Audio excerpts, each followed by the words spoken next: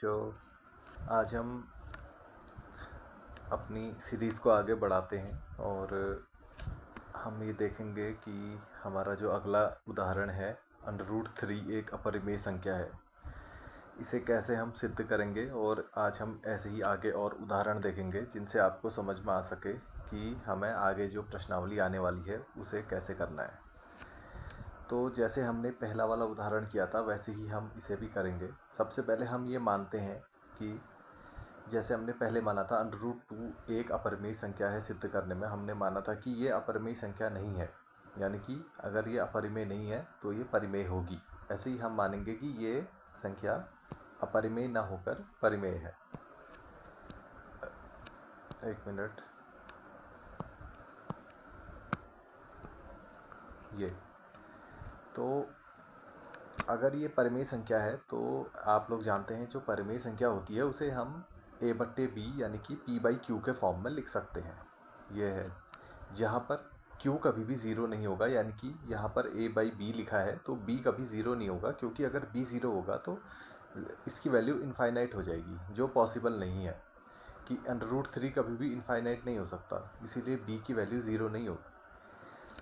अब यहाँ पर हम ये मानेंगे कि a और b में एक के अतिरिक्त कोई उभयनिष्ठ गुणनखंड है, तो हम उस उभयनिष्ठ गुणनखंड को भाग देकर a और b को सहभाज्य बना सकते हैं। जैसे मैंने आपको बताया था कि a/b मान लो ये 6/8 है, तो हम इसमें क्या करेंगे, 2 से भाग देंगे तो इसकी वैल्यू कितनी आ जाएगी, 3/4। तो इसका मतलब है कि अब 3 और 4 दो ऐसी संख्याएं हैं जिनका कोई भी उभयनिष्ठ गुणनखंड नहीं है। तो हमने a/b को इस फॉर्म में मान लिया है कि ये इसके बाद और ज़्यादा सिंप्लीफाई नहीं हो सकते, यानी कि और ज़्यादा ये कट नहीं सकते हैं। तो अगर हमने ये मान लिया है तो इसके बाद देखो, आप b को इस साइड ले जाओगे तो ये हो जाएगा b√3 = a, इस वाली इक्वेशन से। अब हम जैसे हमने पहले किया था दोनों ओर वर्ग कर देंगे ताकि अंडर हटाया जा सके। तो हमारा वर्ग करने के बाद 3b² की वैल्यू a² के बराबर आ गई। लेकिन हमने प्रमेय में पढ़ा था कि अगर a² 3 से विभाजित होगा तो a भी 3 से विभाजित होगा। हमने ऊपर प्रमेय सिद्ध भी की है, क्योंकि 3b² = a² है यह हमारा। तो इसका मतलब ये है कि जो 3 है वो a² को विभाजित करता है, तो 3a को भी विभाजित करेगा। यह हमारी प्रमेय है।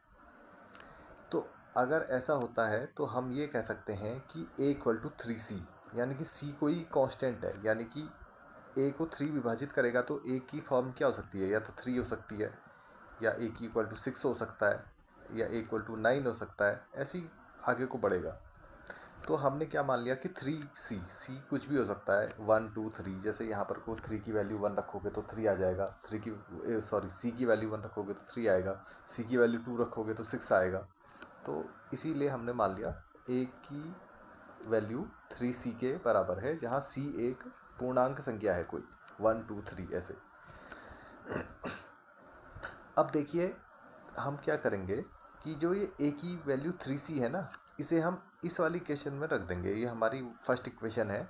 तो जब हम इस a की वैल्यू 3c को इस इक्वेशन में रखेंगे तो 3b² = a² तो हमारे पास है ही है। तो यहाँ पर को हम a की वैल्यू की जगह 3c रखते हैं तो क्या आ जाएगा, 3b² = 9c²। समझ रहे हैं आप लोग। अब इस 3 से ये वाला 9 कट जाएगा तो ये b² = 3c² आ गया।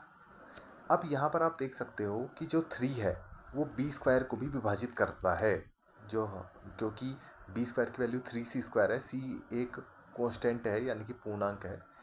तो ये दर्शाता है कि 3 से विभाजित हो रहा है b²। तो प्रमेय के अनुसार b भी 3 से विभाजित होगा। अब यहाँ पर को हमने माना था कि जो a/b की फॉर्म है वो ऐसी है जैसे 3/4 है यहाँ पर, जो और ज़्यादा कट नहीं सकते हैं। लेकिन यहाँ पर हमारा क्या आ गया कि a और b में कम से कम एक उभयनिष्ठ गुणनखंड 3 तो है ही है, क्योंकि देखो a/b है, जो ए है वो भी 3 से डिवाइड हो रहा है, बी भी 3 से डिवाइड हो रहा है, तो या तो ये ऐसी फॉर्म में होंगे 6/9, तो इसका मतलब है कि तभी तो ये डिवाइड हो सकता है। लेकिन हमने यहाँ ये माना है कि हम इसको पहले ही सिंप्लीफाई करके मान के चले थे कि ये ऐसी को प्राइम की फॉर्म में है, जैसे 3/4, इससे ज़्यादा ये कट नहीं सकता। तो यहाँ पर को तो हमारा ये जो अब कंक्लूजन आ रहा है उसके अनुसार ये हो गया कि a/b ऐसी फॉर्म में है जहाँ ये ए बी 3 से गुणनखंड में है और बी भी। तो ये हमें क्या है, एक तरह से विरोधाभास प्राप्त हुआ है। ये विरोधाभास प्राप्त हुआ है और ये बता रहा है कि ए और बी सहभाज्य नहीं है, लेकिन हमने माना है कि ए और बी सहभाज्य हैं। अगर ये विरोधाभास है तो ये क्यों हुआ है? क्योंकि हमने परिकल्पना ही गलत कर ली थी कि यह विरोधाभास हमारी त्रुटिपूर्ण कल्पना के कारण प्राप्त होता है कि √3 एक परिमेय संख्या है। अगर √3 परिमेय संख्या होती तो a/b की वैल्यू कभी भी सहभाज्य आनी चाहिए थी। वो ऐसे आती ही नहीं कि उसका कोई एक कॉमन गुणनखंड मिल जाता। जो कॉमन गुणनखंड 3 मिला है वो इसका कभी मिलना नहीं चाहिए था। तो इसीलिए हम ये कहेंगे कि निष्कर्ष यही होगा कि √3 हमारी अपरिमेय संख्या होगी, क्योंकि हमारा जो मान्यता थी, जो हमने माना था, वही गलत हो गया है। समझ रहे हैं?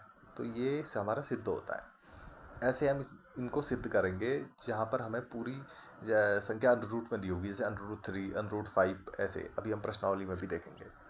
अब हम इसी में ना अगले एग्जाम्पल पर चलते हैं जो थोड़ा सा और इजी है इससे भी। ये देखिए, यहाँ पर एग्जाम्पल 6 है, इसमें हमें 5 - √3 एक अपरिमेय संख्या सिद्ध करनी है। तो करना हमें सेम टू सेम स्टेप है। हम ये मान के चलेंगे कि 5 - √3 एक परिमेय संख्या है। अगर 5 - √3 परिमेय संख्या है तो इसको ऐसे लिखा जा सकता है सहभाज्य संख्याओं के रूप में कि 5 - √3 = a/b होगा।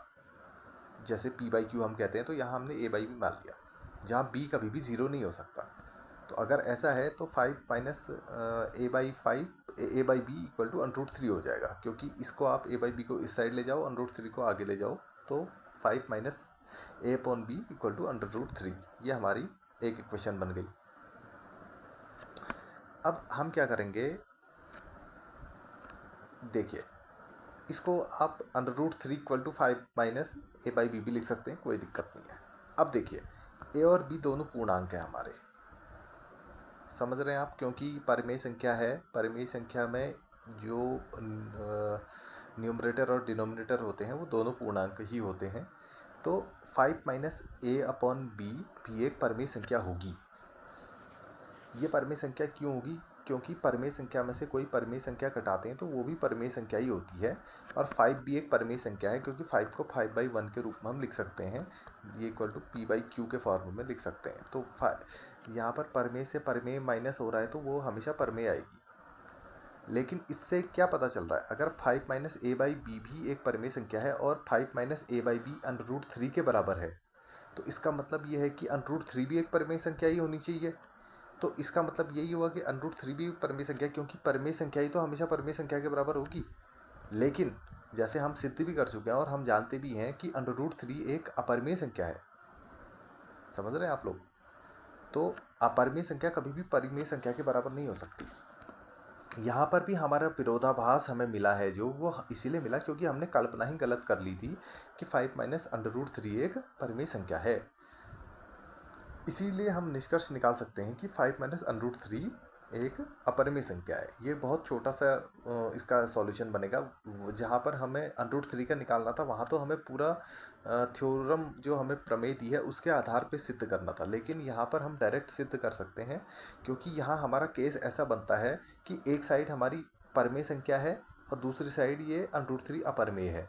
तो हम डायरेक्ट यहाँ से इस चीज़ को लेंगे कि परिमेय संख्या कभी भी अपरिमेय संख्या के बराबर नहीं हो सकती। और ये विरोधाभास हमें इसीलिए मिला क्योंकि जो हमारी कल्पना थी वही गलत थी, कि हमने मान लिया था कि 5 - √3 एक परिमेय संख्या है। अब हम ऐसी अगला उदाहरण लेंगे। उदाहरण 7 है, 3√2 एक अपरिमेय संख्या है, ये सिद्ध करना है। तो हम यहाँ पर भी सेम वही धारणा मान के चलेंगे कि माना 3√2 एक परिमेय संख्या है। अगर 3√2 एक परिमेय संख्या है तो इसको a/b के फॉर्म में लिख सकते हैं, जहाँ b नॉट इक्वल टू 0 होगा।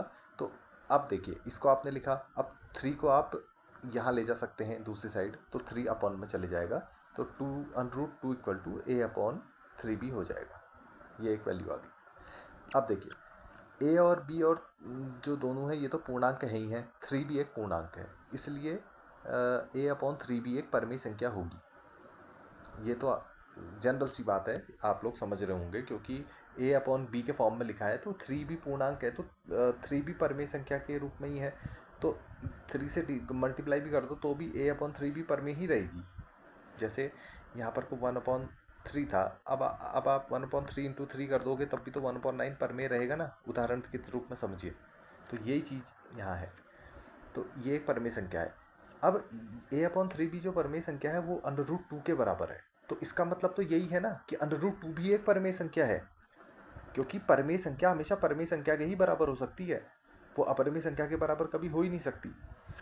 लेकिन आपको पता है कि √2 एक अपरिमेय संख्या है, वो परिमेय नहीं है, और ये विरोधाभास हमें इसलिए मिला क्योंकि हमारी कल्पना ही गलत थी।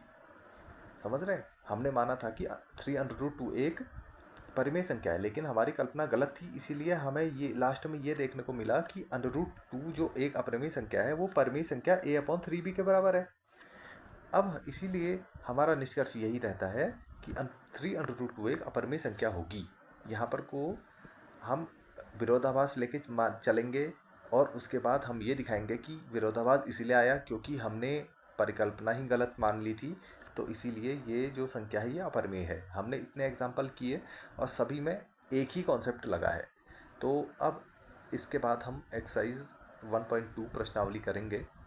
जैसे अभी आप ये एग्जाम्पल को देखिए और फिर हम आगे को बढ़ते हैं इसमें। तब तक के लिए थैंक यू।